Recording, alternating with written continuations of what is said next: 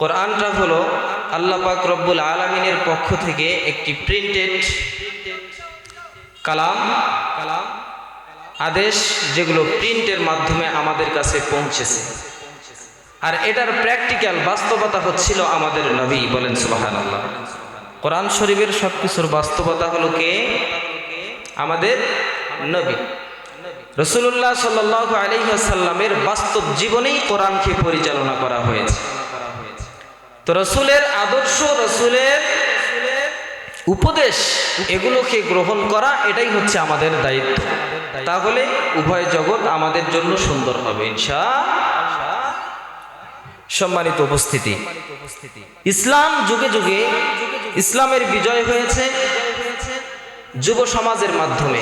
কার মাধ্যমে? যুব সমাজের মাধ্যমে। আলহামদুলিল্লাহ বলবেন না? আওয়াজ নাই, আওয়াজ নাই, আরো জোরে আলহামদুলিল্লাহ, আরো জোরে আলহামদুলিল্লাহ। যুব সমাজের মাধ্যমে যুগে যুগে ইসলামের তারাক্কি হয়েছে। আজকের এই বিষয়টাও খুব সুন্দর একটি বিষয়। হিলফুল ফুজুল বন্ধু মহল যুব সমাজেরই একটি সংগঠন, ঠিক কিনা? আল্লাহ তাআলা আমাদের এই এলাকার এই যুব সমাজকে এই হিলফুল ফুজুল বন্ধু মহল সংগঠনের সাথে লেগে থেকে দিন প্রচারের কাজে নিয়োজিত থাকার তৌফিক দান করুক। সকলে বলুন আল্লাহুম্মা। মমতাজের গানের সাথে না ঘুরে যদি এই বন্ধু মহলের সাথে ঘুরি, লাভ আছে না নাই? কথা বলে না, লাভ আছে না নাই? তাহলে আমাদেরকে এই বন্ধু মহলের সাথে ঘুরতে হবে, যেমন বন্ধু মহল আমাদেরকে জান্নাতের রাস্তা দেখায়, ঠিক কিনা? ওই বন্ধু মহলের সাথে চলতে হবে যে বন্ধু মহল আমাদেরকে সৎ পথে চলার আদেশ দেখায়, সৎ পথে থাকার জায়গা দেখায়, ঠিক কিনা? কিন্তু আজকে আমাদের সমাজে অসৎ বন্ধু বেশি, অসৎ জায়গা বেশি, অসৎ স্থান বেশি, যার কারণে যুগে যুগে আমাদের সমাজটা এমন নোংরায় পরিণত হচ্ছে। সমাজে আপনি যত মসজিদ বাড়তেছে, মাদ্রাসা বাড়তেছে, হুজুর বাড়তেছে, কোনো বরকত নাই। কথা বলেন, ভুল বললাম? মসজিদ আগে ছিল 10 গ্রাম মিলে একটা, এখন 1 গ্রাম মিলে 10টা। কথা বলে না? আগে 10 গ্রাম মিলে একটা মসজিদ, এখন 1 গ্রামেই 10টা মসজিদ। তাহলে মসজিদ হওয়াটা তো খারাপ না, ভালো। কিন্তু মানুষ তো আর ভালো হয় না। মানুষ কি হয়নি ভালো? ভালো কারণ কি? সকলেই চায় আমি আমার মতো চলি, আমি আমার মতো চলি। ইসলাম কেউ মানতে চায়, তাও নিজের মতো, ইসলামের মতো নয়। কথা বলে না? ইসলামকে মানতে চায় কার মতো? নিজের মতো, ইসলামের মতো না। ইসলামকে মানতে হলে ইসলামের মতো মানতে হবে। ইসলামকে নিজের মতো মানতে চাইলে সফলতা আসবে। সফলতা কোথায়? আল্লাহ তাআলা বলে দিয়েছেন, ফামান যুহজিহা আনিন নারি ওয়া উদখিলাল জান্নাতা ফাকাদ ফাজ। আল্লাহ পাক রব্বুল আলামিন বলেন, দুনিয়ার মানুষের সফলতা হলো, মানুষের জীবনের সবচেয়ে বড় সফলতা হলো তারা পরকালে যাওয়ার পরে নিজেকে জাহান্নাম থেকে বাঁচিয়ে জান্নাতে নিয়ে যাবে। এই মানুষগুলোই হলো সফল কাম। আল্লাহ পাক রব্বুল আলামিনের হাবিব রাসূলুল্লাহ সাল্লাল্লাহু আলাইহি ওয়াসাল্লাম উম্মতের জন্য কিছু উপদেশ করে গিয়েছেন। আগেই বললাম, কোরআনটা হলো আল্লাহ পাক রব্বুল আলামিনের পক্ষ থেকে আদেশ নিষেধ একটি প্রিন্টেড মাধ্যম, কিন্তু এগুলোর বাস্তবতা প্র্যাকটিক্যাল দেখে গিয়েছেন আমার রাসূল। এই জন্য রাসূলের আদর্শ, রাসূলের অনুসরণ আমাদের জন্য দরকার। আছে না নাই? আছে না নাই? যে সমাজের মধ্যে রাসূলের আদর্শ নাই, যেই মানুষের মধ্যে আল্লাহর হাবিবের মুহাব্বত নাই, যে সমাজে রাসূলের আদর্শ কৃষ্টি কালচার দিয়ে পরিচালিত হয় না, ওই সমাজে আল্লাহর রহমত আসবে না, বরং গজব আসবে। কথা কয় না? গজব আসবে কিনা? একজন কয় আল্লাহর কোরআন থাকতে হাদিস মানবো কেন? কথা কয় না? কি কয়? আল্লাহর কোরআন থাকতে হাদিস কেন মানবো? কয় কোরআন তো আল্লাহ সরাসরি দিচ্ছে, সেখানে মানতে হবে, হাদিস কেন মানি? এ তো বড় পণ্ডিত। এটা কি বড় পণ্ডিত? পণ্ডিতের অভাব নাই দেশ। সবাই নিজেকে মনে করে আমি আল্লামাতুদ দাহার, আমার ব্রেনে যা বুঝে আসে আমারটাই ঠিক, বাকি সবাই ভুল। কথা কয় না। আল্লাহ পাক রব্বুল আলামিনের হাবিব রাসূলুল্লাহ সাল্লাল্লাহু আলাইহি ওয়াসাল্লামের জীবন আদর্শ, রাসূলুল্লাহর নসিহতগুলো যদি কেউ গ্রহণ করে, কোন মানুষের অন্তরটাকে যদি কেউ রাসূলের নসিহত অনুযায়ী, রাসূলের আদর্শ অনুযায়ী পরিচালিত করে, আল্লাহ পাক রব্বুল আলামিন পরকালে ওই মানুষটাকে জাহান্নাম থেকে বাঁচিয়ে জান্নাত দিবে। জোরে আওয়াজ দিয়ে বলেন তো, আল্লাহ তাআলা বলেছেন কিয়ামতের ময়দানে সফল কাম কোন ব্যক্তি? সফল কাম কোন ব্যক্তি? যে নিজেকে জাহান্নাম থেকে বাঁচিয়ে জান্নাতে নিয়ে যাবে। তাহলে জান্নাতে কারা যেতে পারবে? যে নিজের নফসকে পরিচালিত করবে কার আদর্শে? কথা বলে না, কার আদর্শে? রাসূলুল্লাহ সাল্লাল্লাহু আলাইহি ওয়াসাল্লামের আদর্শে। আল্লাহ তাআলা আপনাকে একটা মন দিয়েছেন, একটা নফস দিয়েছেন। এই মনটাকে যারা, এই নফসটাকে যারা পরিচালিত করবে রাসূলুল্লাহ সাল্লাল্লাহু আলাইহি ওয়াসাল্লামের আদর্শে, কিয়ামতের ময়দানে আল্লাহর হাবিব বিশ্বনবী সাল্লাল্লাহু আলাইহি ওয়াসাল্লাম তাদের জন্য সুপারিশ করবেন, আর আল্লাহ পাক রব্বুল আলামিন তাদের নাম ধরে ধরে জান্নাতে দিয়ে দিবে। জোরে বলেন না সুবহানাল্লাহ। এই জন্য এই মনটাকে কন্ট্রোল করার দরকার আছে না নাই? আছে না নাই? মন অনেক কিছুই চাইবে, গুনাহ করতে চাইবে, গুনাহ থেকে বাঁচাইতে হবে। মন অনেক কিছু চাইবে, হারাম পথে যাওয়ার জন্য চাইবে। মনটাকে কন্ট্রোল করতে হবে, এই মনের মাঝিটাকে তোমাকে কন্ট্রোল করতে হবে। 3.5 হাত বডি আল্লাহ তাআলা দিয়েছেন, এটা একটা 3.5 হাত নৌকা। কথা কয় না? এই 3.5 হাত নৌকার মাঝি হলো মন। এই মনটাকে যেভাবে পরিচালিত করবা, সেভাবেই তোমার পুরো বডি পরিচালিত হবে, পুরা নফস পরিচালিত হবে, পুরা রূহ পরিচালিত হবে। কোরআনের দিকে যাইলে কোরআনের অনুযায়ী পরিচালিত হবে। এই জন্য এই মনটাকে পরিচালনা সোজাভাবে করার দরকার আছে না নাই? আছে না নাই? মন মাঝি খবরদার, আমার তোরি যেন ভেরে না, আমার নৌকা যেন ডুবে না। মন মাঝি খবরদার, আমার তোরি যেন ভেরে না, আমার নৌকা যেন ডুবে না। মন মাঝি খবরদার। মন মাঝিকে সব সময় খারাপ কাজ থেকে খবরদার করার দরকার আছে না নাই? নিজের মনটাকে, নফসটাকে সব সময় এইরকম খারাপ জিনিস থেকে কি রাখতে হবে। আল্লাহর হাবিব বিশ্বনবী সাল্লাল্লাহু আলাইহি ওয়াসাল্লাম উম্মতকে টার্গেট করে বড় একটি নসিহত করলেন। রাসূলুল্লাহ সাল্লাল্লাহু আলাইহি ওয়াসাল্লাম 1 নাম্বার নসিহত করলেন, হে উম্মতরা, তোমরা তোমাদের অন্তরের মধ্যে তাকওয়া অর্জন করো। কি অর্জন করো? আওয়াজ দিয়ে বলেন, কি? তাকওয়া অর্জন করো।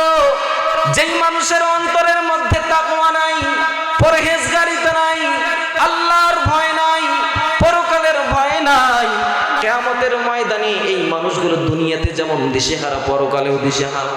কথা কয় না? দুনিয়াতেও দিশেহারা, পরকালেও দিশেহারা।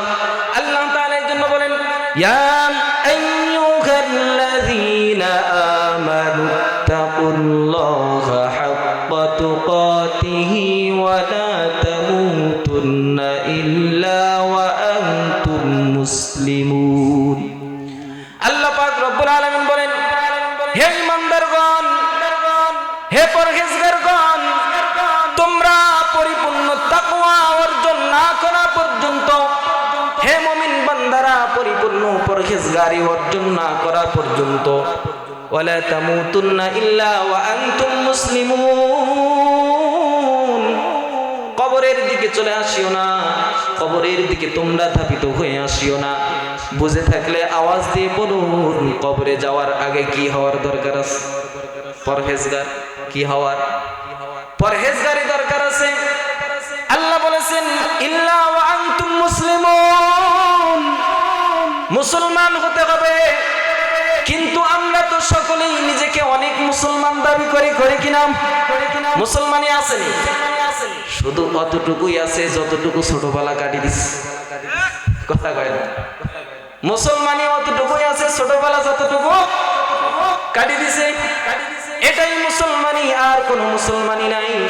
এই জন্যই একজন কবি বলেছেন, হাম মুসলমান হে মগর, হাম মুসলমান হে মগর হাম মে মুসলমানি नहीं, लाखों मुसलमान के मगर ईमान में कामिल नहीं। আমরা অনেক মুসলমান, লক্ষ লক্ষ মুসলমান, হাজার হাজার মুসলমান, মুসলমানের দেশ ভরে গিয়েছে, মুসলমানিত্ব নাই। কথা বলে নাই, ইমানদার নাই, মুসলমানিত্ব নাই। আজকে মাহফিলের প্যান্ডেল, বিশাল বড় প্যান্ডেল, প্যান্ডেল খালি বাজার ভরা।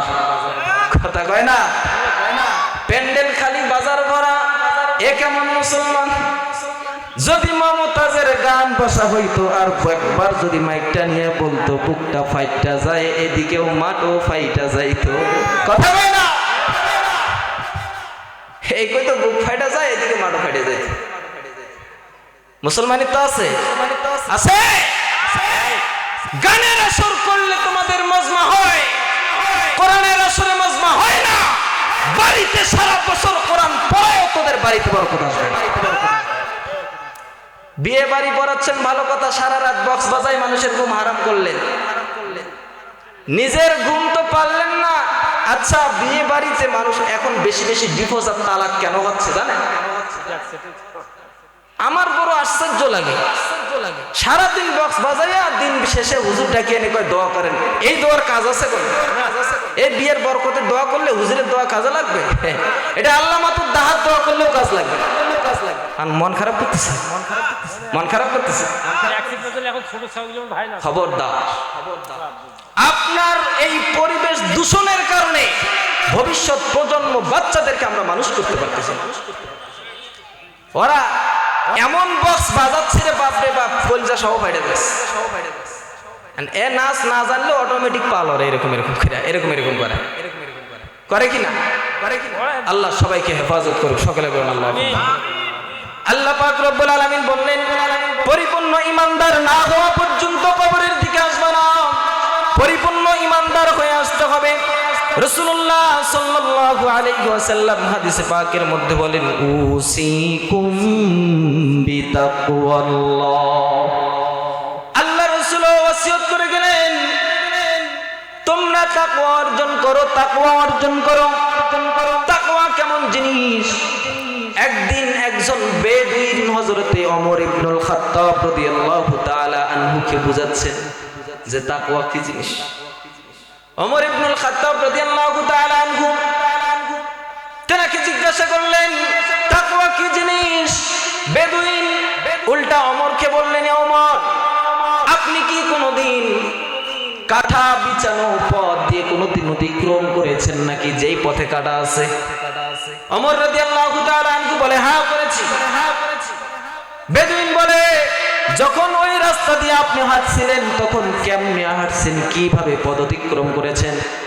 ওমর ইবনুল খাত্তাব রাদিয়াল্লাহু তাআলা আনহু বলেন, যখন আমি কাঁটা বিছানো পথ দিয়ে যখন হাঁটতাম, পথ অতিক্রম করতাম, কাঁটাগুলো হাত দিয়ে সরাই দিতাম আর মাঝখান দিয়ে আমি পথ অতিক্রম করতাম, আর কোনো কাঁটা যেন আমাকে না লাগে সেভাবে আমি হেফাজতে থাকতাম। বেদুইন বলে, পরহেজগারি হলো এটাই, তাকওয়া হলো এটা। দুনিয়ার চলার পথে হাজারো গুনাহ চাপ দিবে, হাজারো খারাপ পরিবেশ আপনার প্রতি চাপ দেবে, এই গুনাহগুলোর থেকে দেখে দেখে বেঁচে বেঁচে থাকার নাম হলো তাকওয়া। সুবহানাল্লাহ। কিন্তু আমরা কি করি? রাস্তা দিয়ে হাঁটতেছি, যেখানে গান বাজেছে একটু দেখে যাই কেমন নাচ। কথা কয় না, একটু দেখে যাই কেমন নাচ। আর মাহফিলের মাইকের আওয়াজ অনেক দূর পর্যন্ত, ফ্রি সার্ভিস দিচ্ছে। গানের আসর বসালে তো টিকিট দিয়ে ঢুকায়। কথা কয় না, মাহফিলে ফ্রি সার্ভিস, যে দূর দূর জায়গা থেকে মাহফিল শুনতেছে, সবাই ঘরে বসেও শুনতে পারতেছে। এখানে প্যান্ডেল খালি কয়, ওখানে যায় আর কি হবে, ওয়াজ তো অনেক শুনছে। কথা কয় না। আল্লাহ পাক রব্বুল আলামিন এই জন্যই বলেছেন, তাকওয়া অর্জন করো, তাকওয়া অর্জন করো। তাকওয়া ছাড়া পরবর্তী জগতে তোমাদের জন্য সফলতা আসবে না। আল্লাহ রাসূল সাল্লাল্লাহু আলাইহি ওয়াসাল্লাম 2 নাম্বার রাসূলুল্লাহ সাল্লাল্লাহু আলাইহি ওয়াসাল্লাম নসিহত করেছিলেন। দ্বিতীয় নাম্বার যে নসিহতটা করেছেন আল্লাহর হাবিব বিশ্বনবী সাল্লাল্লাহু আলাইহি ওয়াসাল্লাম বলে, আমি দুনিয়াতে 2টা জিনিস ছেড়ে যাচ্ছি। কয়টা? জোরে বলেন। আওয়াজ নাই কেন বাবা? আরো জোরে। রাসূলুল্লাহ বলেন 2টা জিনিস ছেড়ে যাচ্ছি, এই 2টা জিনিসকে অনুসরণ করে তোমাদের জীবন পরিচালিত করবা। তারাকতু ফীকুম আমরাইনি লান তাদিল্লু মা তামাসসাকতুম বিহিমা কিতাবাল্লাহি ওয়া সুন্নতি। রাসূলুল্লাহ সাল্লাল্লাহু আলাইহি ওয়াসাল্লাম বললেন 2টা জিনিস ছেড়ে যাচ্ছি। একটা হলো আল্লাহর কিতাব কোরআনুল কারীম, একটা হলো আল্লাহর কিতাব কোরআন, আর একটা হলো আমি নবীর আদর্শ, আমি নবীর সুন্নাত, আমি নবীর পদ্ধতি। এই কোরআনকে পড়বা, কোরআনকে নিজের জীবনে পরিচালিত করবা। এই নসিহতগুলো যদি মানো, কিয়ামতের ময়দানে আমাদের জন্য রাসূলুল্লাহ সুপারিশ করবেন, আর যিনি আমাদের মাফ করে জান্নাতে দিবেন। আওয়াজ করে বলেন তিনি কে? আজকে রাসূলের আদর্শ আমাদের সমাজে নাই, আল্লাহ রাসূলের সুন্নাত আমাদের কাছে নাই। আমরা শুধু মনে করেছি আল্লাহ রাসূলের সুন্নাত হলো 5 ওয়াক্ত নামাজ পড়া, কপালে টিকা লাগলেই বড় জান্নাতি। কথা কয় না?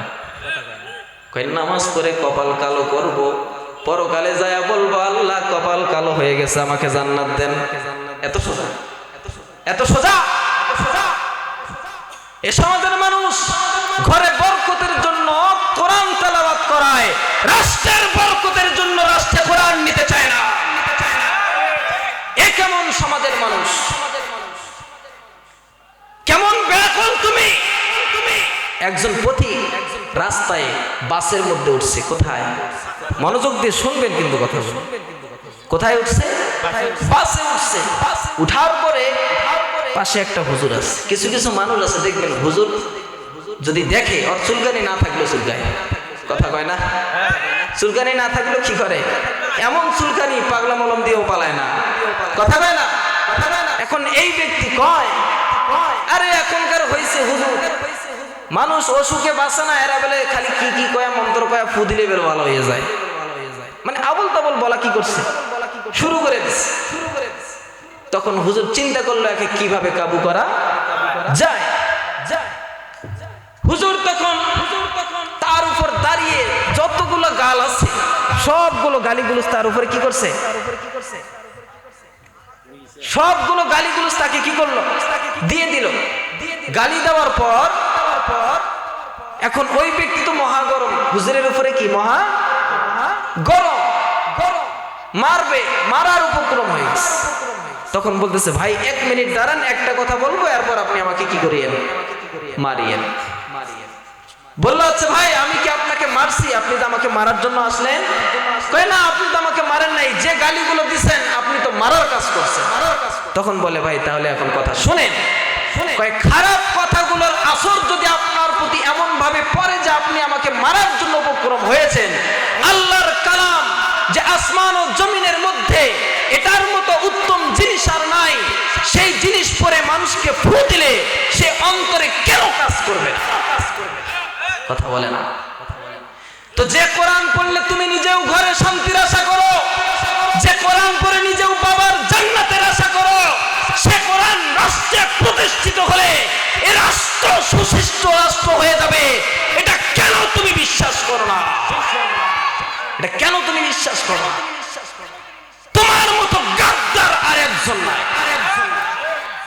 এই বিশ্বাস করে কোরআন পড়ে বাবার জন্য দোয়া করলে বাবা জান্নাত যাইবে, কোরআন পড়ে ঘরে দোয়া করলে ঘরে বরকত আসবে, কিন্তু রাষ্ট্রে কোরআনটা আসলে যে রাষ্ট্রটা সুন্দর হবে এ গাধা এটা বিশ্বাস করে না। কয় শরীয়তের আইন, শরিয়ার আইন আমরা বিশ্বাস করি না। নাউজুবিল্লাহ বলবেন না? একে তো সম্মুখে ফাঁসি দেওয়া দরকার। কথা বলে না? একে তো রাষ্ট্রের সম্মুখে ফাঁসি দেওয়া দরকার। আল্লাহ পাক রব্বুল আলামিনের হাবিব রাসূলুল্লাহ সাল্লাল্লাহু আলাইহি ওয়াসাল্লাম এই জন্যই বললেন 2টা জিনিস তোমাদের কাছে ছেড়ে গেলাম, কোরআন ও সুন্নাত হাদিস। এই 2টা জিনিসকে তোমরা এমন ভাবে আঁকড়ে ধরো যারা এই দুইটা জিনিসকে মজবুত করে আঁকড়ে ধরবে, কিয়ামতের ময়দানে যিনি আমাদেরকে মাফ করে জান্নাতে দিবেন, জোরে আওয়াজ করে বলেন তিনি কে? আল্লাহ পাক রব্বুল আলামিনের হাবিব রাসূলুল্লাহ সাল্লাল্লাহু আলাইহি ওয়াসাল্লাম 3 নাম্বার যে নসিহতটা করেছেন, আল্লাহর হাবিব রাসূলুল্লাহ সাল্লাল্লাহু আলাইহি ওয়াসাল্লাম বলেন, তোমাদের সমাজের মধ্যে তোমরা যারা নামাজ প্রতিষ্ঠিত করবা, নামাজ কায়েম করবা, কিয়ামতের ময়দানে আল্লাহ তাআলা তোমাদের হিসাবগুলো সহজ করে দেবে। কারণ কিয়ামতের ময়দানে প্রথম হিসাব তোমাদের জন্য নামাজের হিসাব নেওয়া হবে। কিসের হিসাব? এই জন্য আল্লাহ পাক রব্বুল আলামিন বলেন, ইন্নাস সালাতা কানাত আলাল মুমিনিনা কিতাবাম মাওকুতা। আল্লাহ পাক রব্বুল আলামিন বলেন, মুমিনরা অবশ্যই নির্দিষ্ট সময়ের জন্য লিখিতভাবে আল্লাহ তাআলা যে নামাজের কথা আদেশ করেছেন, মুমিনরা সে নামাজ আদেশ, এই আদেশগুলো পালন করবে। ফজর হয়ে গেল, জোহর হয়ে গেল, আসর হয়ে গেল, মাগরিব হয়ে গেল, আমাদের নামাজের কোনো খবর? এখানে কয়জন আছেন 5 ওয়াক্ত নামাজ পড়েন? মনে মনে জিজ্ঞাসা করেন, হাত উঠাইতে বলবো না, লজ্জা লাগে। কিয়ামতের ময়দানে প্রথম হিসাবেই যদি আপনি ধরে খান, পরবর্তী হিসাবগুলো আপনার জন্য সহজ। হ্যাঁ, সহজ। আল্লাহ পাক রব্বুল আলামিন রাসূলুল্লাহ, আল্লাহ পাক রব্বুল আলামিনের হাবিব রাসূলুল্লাহ সাল্লাল্লাহু আলাইহি ওয়াসাল্লাম এই জন্যই বললেন, তোমরা তোমাদের সমাজের মধ্যে নামাজ প্রতিষ্ঠিত করো, নামাজ কায়েম করো। রাসূল সাল্লাল্লাহু আলাইহি ওয়াসাল্লাম বলেন, রাসূল আমরিল ইসলামি উমুদাতুস সালাত। আল্লাহর হাবিব বিশ্বনবী সাল্লাল্লাহু আলাইহি ওয়াসাল্লাম বলেন, ইসলামের জড়, ইসলামের গোড়া হলো নামাজের খুঁটি। ইসলামের গোড়া, ইসলামের খুঁটি হলো একটা নামাজ। সুবহানাল্লাহ বলবেন না? আজকে আপনি নামাজ না পড়ে তো ইসলামের খুঁটি ভেঙে দিলেন, কথা কয় না? বললেন ইসলামের খুঁটি ভেঙে দিলেন। আবার অনেক মানুষ আছে নামাজ পড়বে না, না পড়ে কি কয়, আমি নামাজ না পড়িতে কি হয়েছে, আমার ঈমান ঠিকই আছে, কথা কয় না? আছে না নাই এমন মানুষ? আল্লাহর হাবিব বিশ্বনবী সাল্লাল্লাহু আলাইহি ওয়াসাল্লাম বলেন, লা সালাতা লিমান লা ঈমানা লাহু। যার নামাজ নাই তার ঈমান নাই। রাসূল কয় যার নামাজ নাই তার ঈমান নাই, আর এই ব্যাকুল কয় আমি নামাজ পড়ি না তো কি হয়েছে, আমার ঈমান ঠিকই আছে। এমন মানুষ আছে না নাই? নামাজ পড়তে হবে তো ইনশাআল্লাহ। আল্লাহ পাক রব্বুল আলামিনের হাবিব রাসূলুল্লাহ সাল্লাল্লাহু আলাইহি ওয়াসাল্লাম আরেকটি বড় উপদেশ করলেন, তোমরা তোমাদের মধ্যে আমানতদারিতা ধরে রাখো। কি ধরে রাখতে বলছে?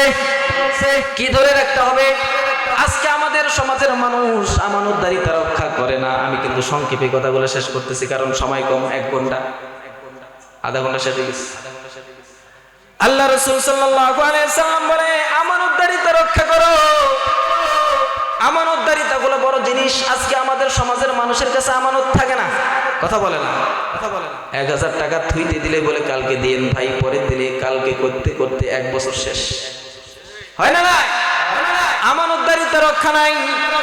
আল্লাহ পাক রব্বুল আলামিন বলেন, ইন্নাল্লাহা ইয়া'মুরুকুম আন তু'আদ্দুল আমানাতি ইলা আহলিহা। আল্লাহ তাআলা বলেন, আল্লাহ তাআলা আমানতদারিতা রক্ষা করার জন্য বললেন। আল্লাহ তাআলা বলেছেন আমানতদারিতা তোমরা রক্ষা করো।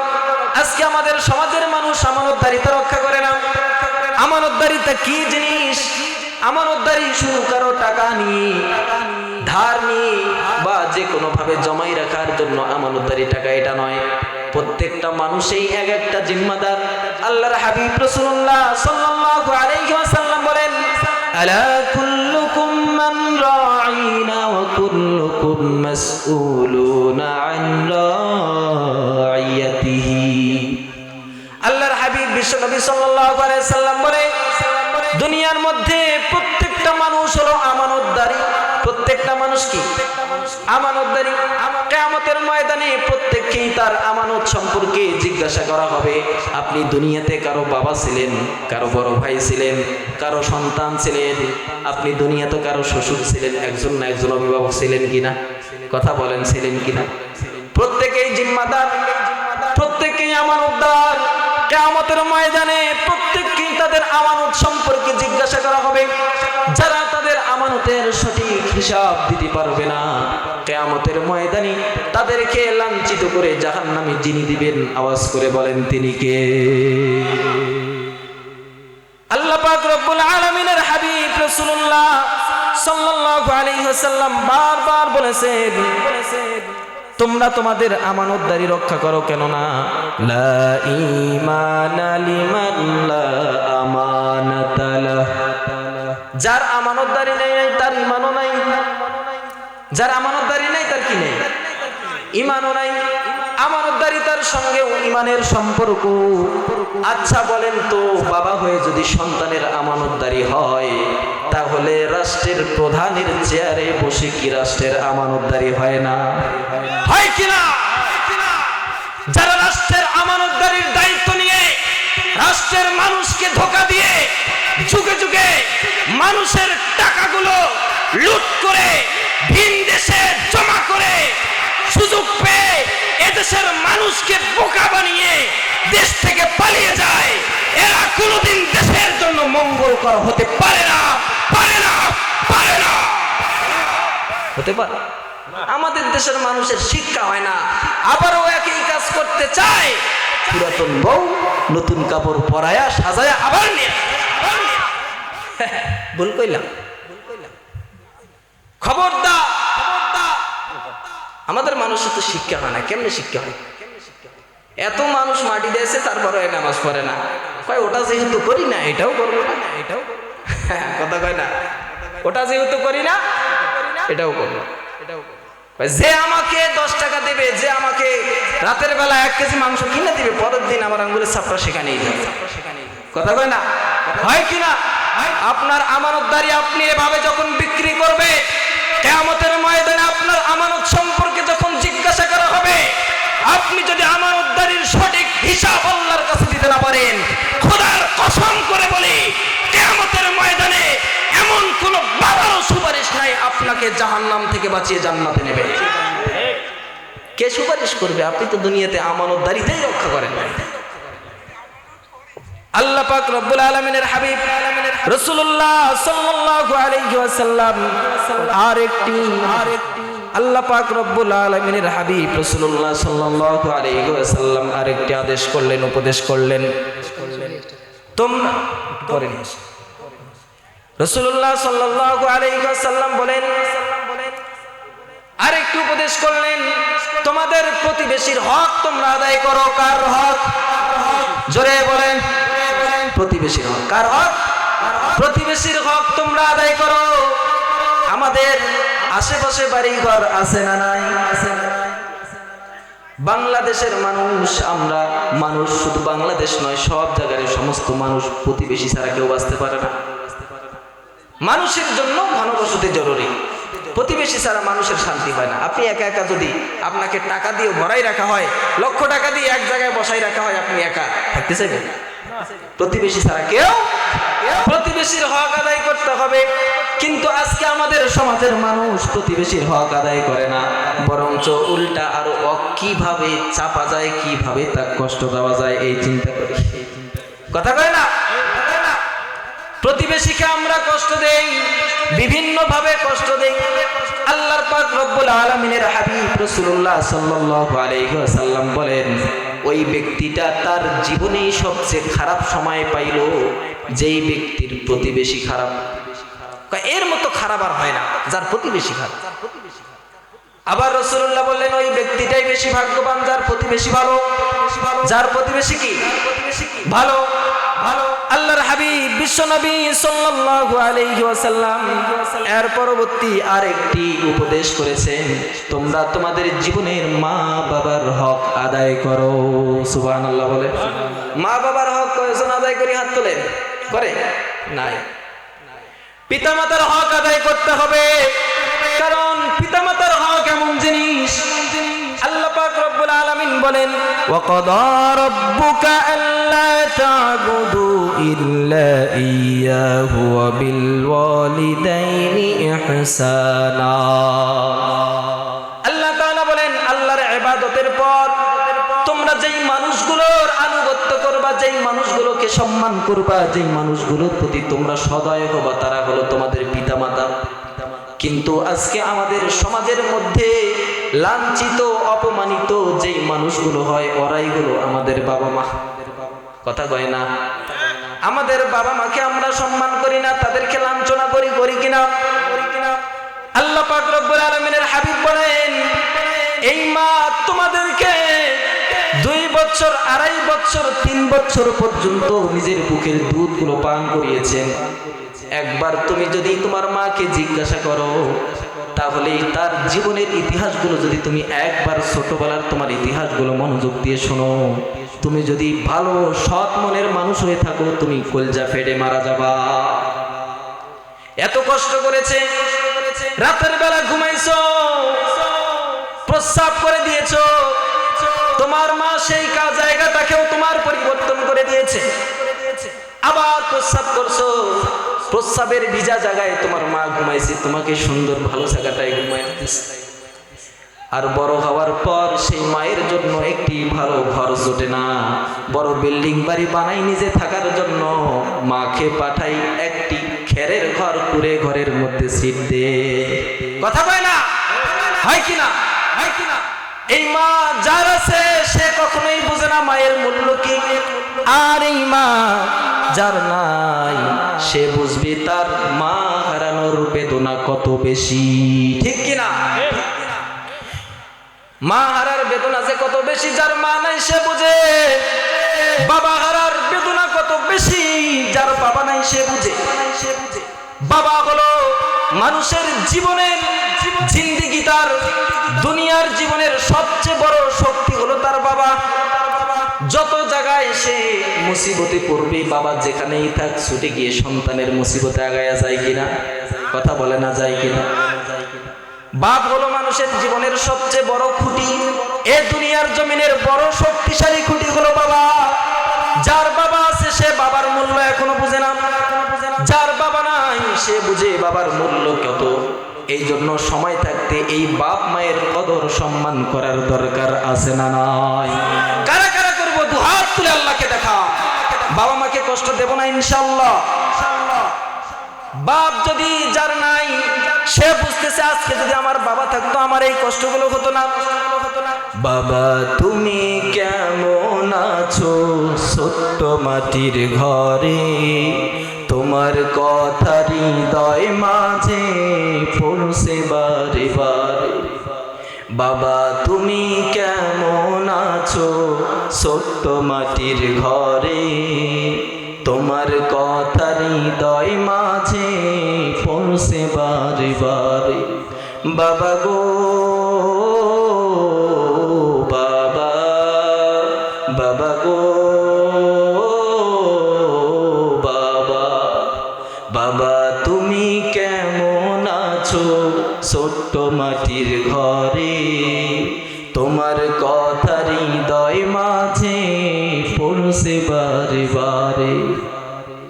এই বাবা মা যার নাই দুনিয়া থেকে চলে গেছে, আল্লাহ তাআলা প্রত্যেকের বাবা মাকে জান্নাত দান করুক। সকলেই বলুন আল্লাহুম্মা আমিন। বাবা মার সাথে সদাচরণ করব তো ইনশাআল্লাহ। আল্লাহ পাক রব্বুল আলামিনের হাবিব রাসূলুল্লাহ সাল্লাল্লাহু আলাইহি ওয়াসাল্লাম বলেন, হে দুনিয়ার মানুষ বাবা মাকে কেন সম্মান করবে জানোনি? আল জান্নাতু তাহতা আকদামিল উম্মাহাত। আল্লাহর হাবিব বিশ্বনবী সাল্লাল্লাহু আলাইহি ওয়াসাল্লাম বলেন, এ জান্নাত হলো তোমার মায়ের পায়ের নিচে হলো তোমার জান্নাত। তোমার মায়ের পায়ের নিচে হলো তোমার জান্নাত। জান্নাতের জায়গাটাকে সম্মান দেওয়ার দরকার আছে না নাই? আছে না নাই?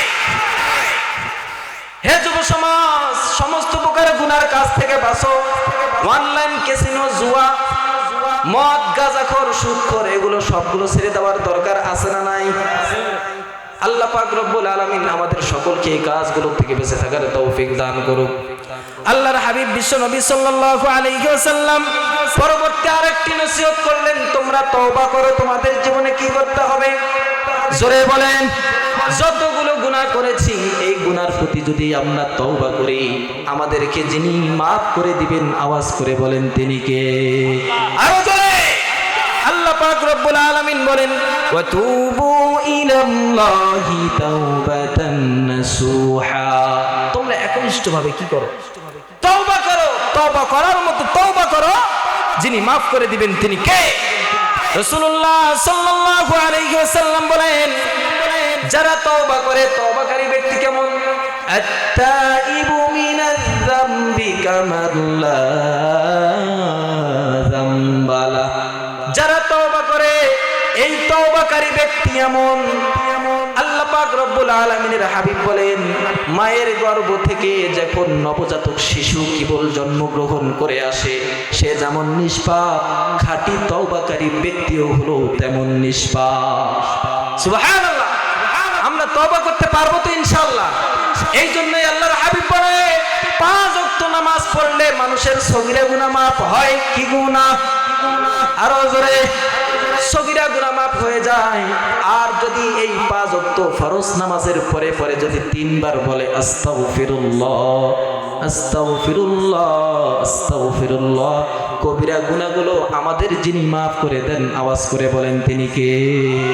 এ আল্লাহর নাম নেওয়ার দরকার আছে না নাই?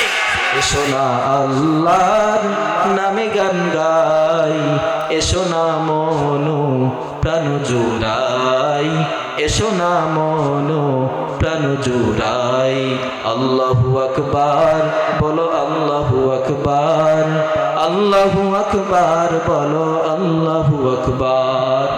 ও মধুর নামটি নিলে হৃদয় হাসে, ও মধুর নামে সুখ নেমে আসে, ও মধুর নামটি নিলে হৃদয় হাসে, ও মধুর নামে সুখ নেমে আসে।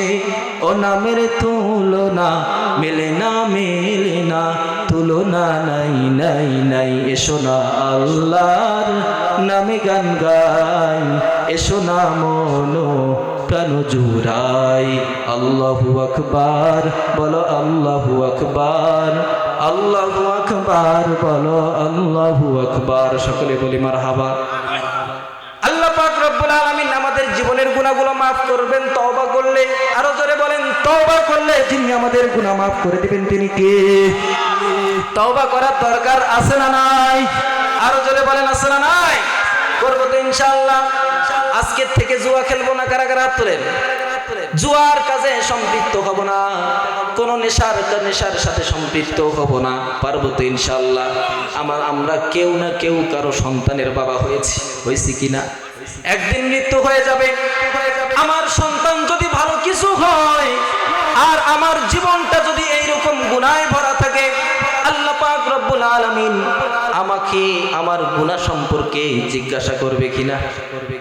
আমার সন্তান যদি ভালো হয়, ভালো হওয়ার পরেও আমার সন্তানকে মানুষ তুচ্ছ তাচ্ছিল্য করবে, জুয়াখোরের বেটা বলবে কিনা? আমার সন্তানকে মানুষ বলবে মদখোরের বেটা, আমার সন্তানকে মানুষ বলবে জেনাখোরের বেটা, এরকম বলবে কিনা? মানুষ অন্তত আল্লাহকে ভালো না বাসলেও নিজের বাচ্চাকে ভালোবাসেনি, বাসে কিনা? তো আল্লাহকে ভালো না বাসেন নাই, অন্তত সন্তানের মহাব্বতে হলেও ছাড়েন। পারবেন তো ইনশাআল্লাহ? আমাদের এই সংগঠন বাজারটাকে আল্লাহ জুয়া মুক্ত একদম সুন্দর একটি জায়গা দান করুক। সকলে বলুন আল্লাহুম্মা আমিন। আল্লাহ পাক রব্বুল আলামিনের হাবিব রাসূলুল্লাহ সাল্লাল্লাহু আলাইহি ওয়াসাল্লাম আরেকটি বড় নসিহত করলেন নিজের জান সম্পর্কে। ভাই, তোমাদের জান মাল যেগুলো আছে এগুলো হলো তোমাদের কাছে আমানত, তোমরা এই আমানতদারিতা রক্ষা করো। আজকে এই জান মালের আমানত কয়জন রক্ষা করে? শরীরের সুস্থতার জন্য সে নিজের শরীরকে ভালো রাখে না। কথা বলে না, নিজের শরীরকে কি রাখে না? ভালো রাখে না। আগের মানুষ বিয়ে করতো 3টা 4টা, এরপরও সমস্যা নাই। এখন একটা বিয়ে দিতে বউ পালায়। কথা কয় না? কেন যায়? এর তো শরীরে নাই। কেন নাই? রাত ভর দিন পুরা রাত খেলছে জুয়া, সকালবেলা এসে ঘুমাইছে, শরীর ঠিক থাকবে? থাকবে? যাবে না তো? বউ থাকবে না তো চলে যাবে না? থাকবে? বাড়িতে থাকবে? হ্যাঁ সমস্যা, বড় সমস্যা, কইলেও সমস্যা, না কইলেও সমস্যা, বড়ই সমস্যা, বড়ই সমস্যা। আল্লাহ পাক রব্বুল আলামিন বলেছেন তোমাদের জানমালের হেফাজত করো।